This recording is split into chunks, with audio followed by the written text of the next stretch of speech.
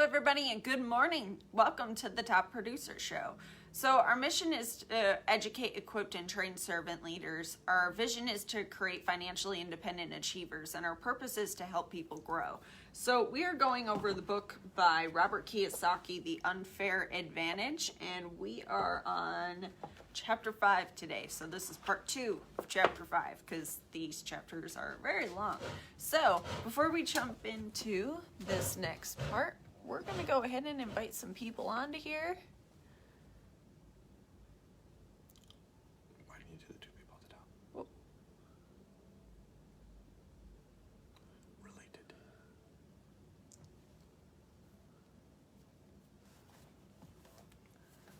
James Morrow.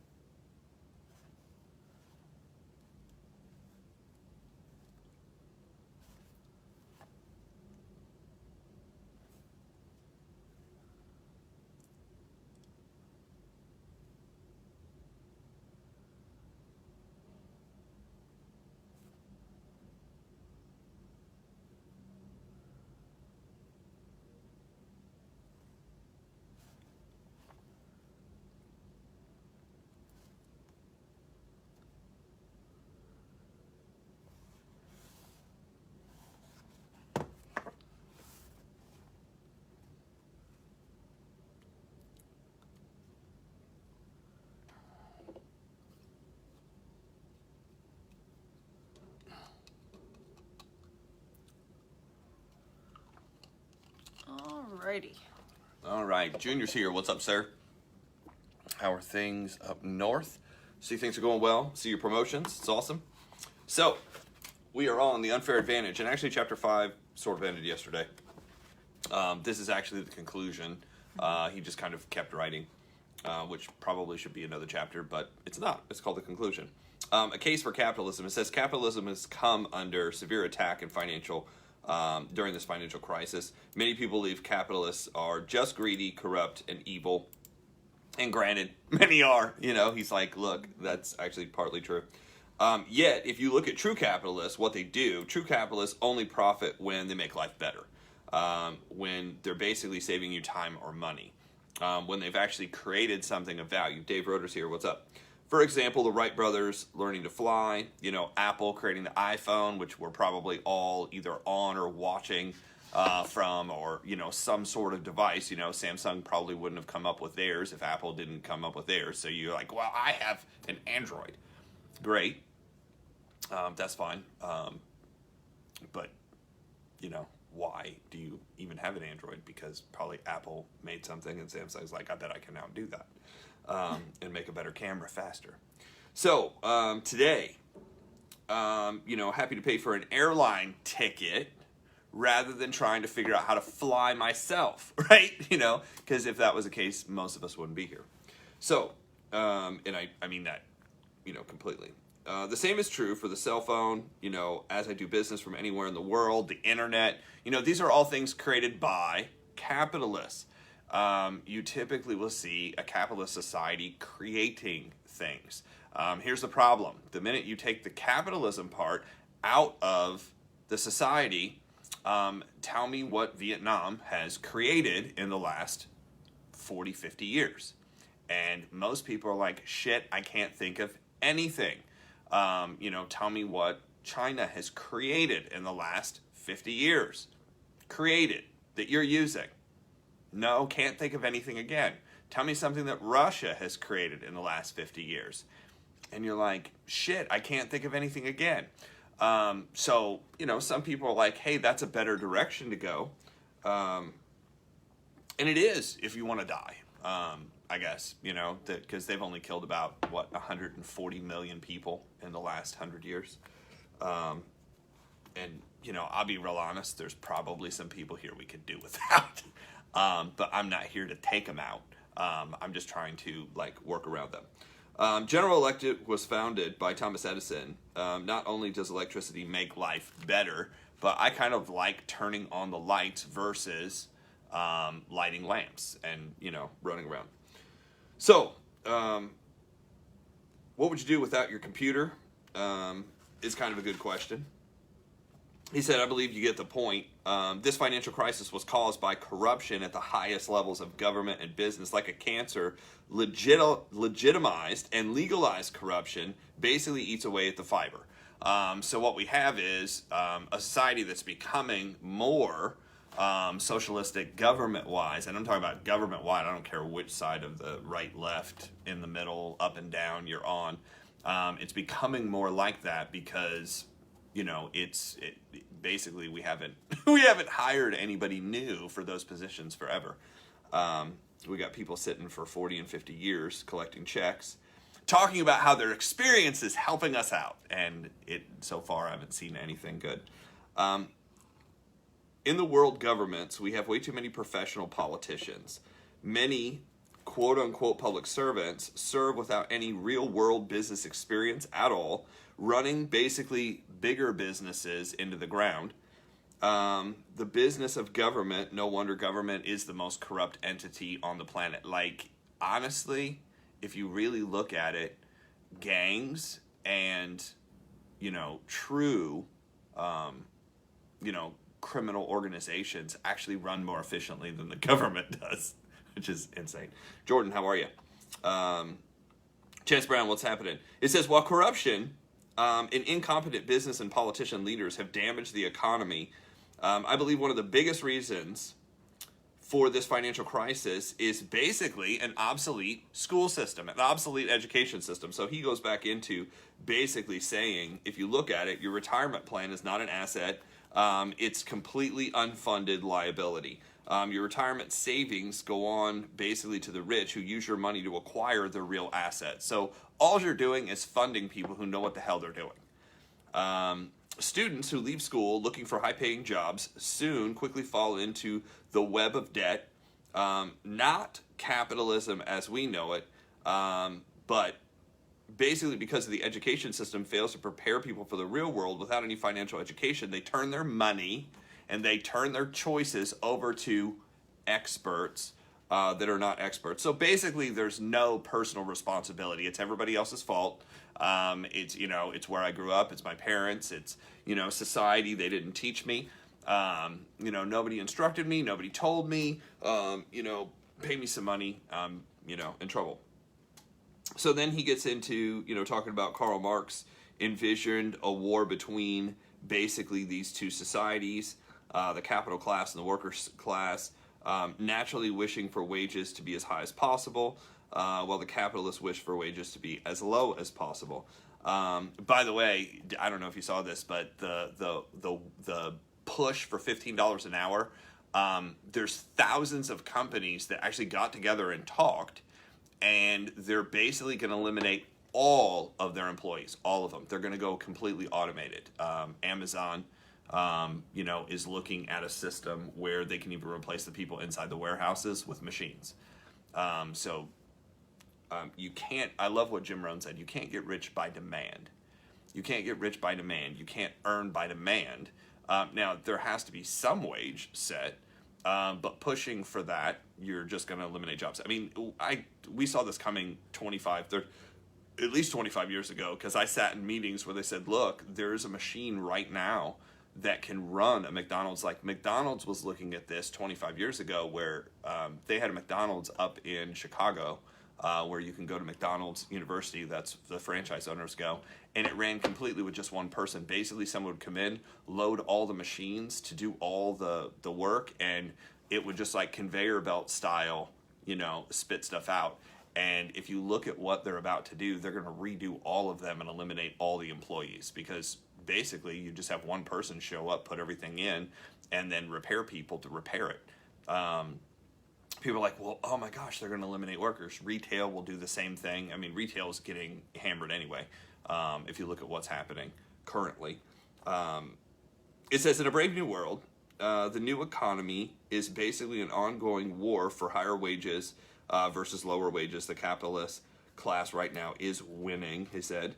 Capitalists win because it's easy to move production to lower wage nations, which is why we were trying to bring everything back to the United States, and that all just got turned around. Technology also reduces the number of workers needed to run a business. And that's what's happening, as these companies, technology is just demand. Desmond, what's happening, sir? As employees, I officially basically interview potential employees looking for a job. Sadly, most are focused only on wages and benefits. How much will you pay me, and where are my benefits, and when can I take off? What are the hours? How much can I make? How fast can I get promoted? No one has ever asked me, what are we doing here? What's the mission of the company? Can I actually buy into this? I see a lot of positive people watching. Good morning. Yeah, actually, there's a lot of people on here, Mr. King. It's happening. Rather than a society responsible, asking responsible questions, they ask questions about money and working conditions. They never ask questions from the point of view of actually growing anything, which is usually true. Which is why a lot of companies have eliminated all employees and just gone to salespeople, which is really interesting too. This working class programming begins when parents say to their kids, go to school, get good grades, get into a good college, get a good degree, and go out and get a good job. We're still teaching people basically the assembly line or the industrial age philosophy in a technology information age, which is why the rest of the world is moving ahead so fast. Like, my friends that are from overseas, they were like, well, we didn't have that infrastructure to begin with. So the information age, we don't have the old school stuff in place, so they're able to just move ahead so much faster than us. India, a lot of the Asiatic countries, from, Vietnam, Thailand, where was I thinking of? Vietnam, Thailand, Laos. Some of them still have communist-based governments, but because of the internet, the ones that aren't completely censored are able to move ahead. Taiwan, that was the other one I was thinking of. And you have a lot of the Middle East. Like I met a couple people from Jordan and a couple people from, who did I meet recently? Saudi Arabia and Morocco. Just, super, super intelligent and looking at the information age and, getting certifications to actually participate in growth. They want to grow something. They want to build something. They're like, look, I'll put in my time and figure out how all this works, and then I'll get ahead because I'll know how it all works, which is really a good point. Pavlos Dogs, he says, once the government is assured of being paid, the new employee agrees to send a portion of their paycheck to a mutual fund company investing in their retirement, which means the rich get paid first. Think about that. The rich get paid first. So the government gets paid. Actually, the government gets paid first. The rich get paid second. You know who gets paid last? It's actually not the middle class. It's the poor, because the poor get funds from the government, and the government pays like once a month. In the United States, if a worker refuses to invest in a company's sponsored retirement plan made up of mutual funds, the employee loses their matching contribution from their employee. In other words, if you don't pay into Wall Street bankers, we don't pay you. Think about that. Crazy. How much willpower Wall Street has over the government and labor laws and labor unions is basically what real corruption is all about. So it says, get off the plantation, basically is what he says. His grandfather, he said, my dad became a teacher because he was a product of the plantation system in Hawaii. His father and grandfather came over from Japan to work in the sugar and pineapple fields in Hawaii. My grandfather married my grandmother, whose family had basically made a crossing in the 1800s. My grandmother's parents still work on the plantation when she married my grandfather. My grandfather wanted nothing to do with life on the plantation. As soon as he was off the boat, he started a photography business, and he was an entrepreneur. My grandfather was very successful, and fellow immigrants were working for $1, basically to live in a house owned by the plantation. My grandfather owned his own house and his own car. It was not long before my grandfather was investing in the stock market and buying beachfront property in Maui. By the way, Maui's beachfront property is like the most expensive in the world. Dave Kurtz is here. How are you, sir? In 1929, the stock market crashed, the Great Depression. My grandfather's business dried up, and soon he lost his house, beachfront property. My dad was 10 years old when the Depression happened. So it's really interesting that the average individual started actually getting rich just before 1929. And then all of a sudden the stock market crashed, maybe intentionally.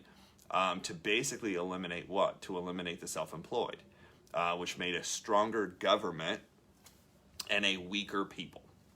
And that was at the height of companies saying, hey, if you go to school, if you go to school and get good grades and then get into these great colleges that we're building, then you can go on to get a good job in a company that's secure. 96% of America prior to the turn of the century was self-employed. After 1929, only about 5% of the country was self-employed. Like, that's how much of a change it made. Well, it also, here's what's interesting. Look at when they instituted taxes and Social Security was all after World War II. So just after this, like within 15 years, all of a sudden people went from making their own money to working for a company to make money to having the government take money out of those checks. Don't tell me that that wasn't kind of pre-planned. So he goes on to talk about his family, blah, blah, blah, producing a Marxist society. He says Karl Marx defined this society as a class of capitalist society that doesn't have ownership and means of its own production. This is what our school systems do. This is what our school systems teach. School systems teach a Marxist society versus a capitalist society. Schools do not teach people to be capitalists, to own their own business, to figure out their own money and be responsible. They basically are teaching trust the state, trust the government. Unfortunately, that has not worked out for most people. Due to lack of financial education, even highly educated workers have their wealth basically siphoned out from debt and these other programs that are out there. I see a lot of positive people watching. Yes. So the plantation system, he said, in 2011, kids still go to school learning nothing about money. In 2011, kids still come out of school looking for a job, anxious to get married, buy a home, and raise a single family. Like, I learned this a long time ago. If you look at it, the most taxes, if you look at where the taxes come from the most, the taxes are going to come from the most for the kids who get out of school and go to college, because college is one of the, especially government loans, is one of the one things you can't file bankruptcy on. So all of a sudden you're stuck paying student loans. Well, if you're stuck paying student loans, what do you have to pay off student loans? You have to have a job. So they lock you into the job situation. Then they sell you this idea that you have to get married and you have to buy a house. Well, if you get married, now you have a joint income, more likely to have kids, more likely to produce another person.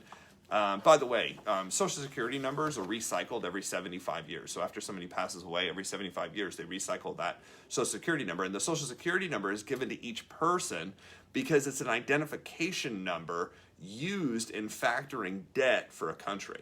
A lot of people don't know that. That's what your Social Security number is actually used for. Every time there's a new Social Security number put and attached to a person, the government can then basically pull all of those together and say, look at how many more people we have, and then they're able to go borrow money from the World Bank based on future production. A lot of people don't even know that's how it works. And you're like, well, what does that have to do with me? It basically means you're being used. A proposal. Before the financial crisis can truly end, the school system must change. And it is. I mean, I kind of have been saying, if you look back on my Facebook page for the last 10 years, I said the school system's going to collapse. The school system as we know it is done. It's going to collapse. So the people who are like going to school to become teachers, I'm sorry, like it's going to be over soon. It will collapse into a system that's going to be even scarier.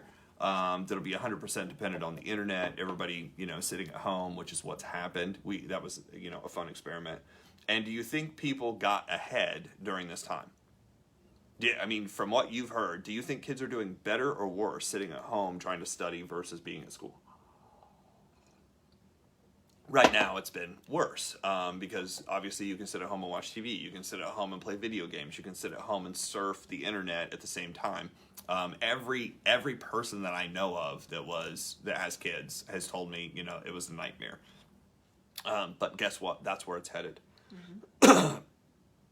My proposal is that we start a new school system and teach young people how to become actually independent, how to become responsible, and how to become capitalists.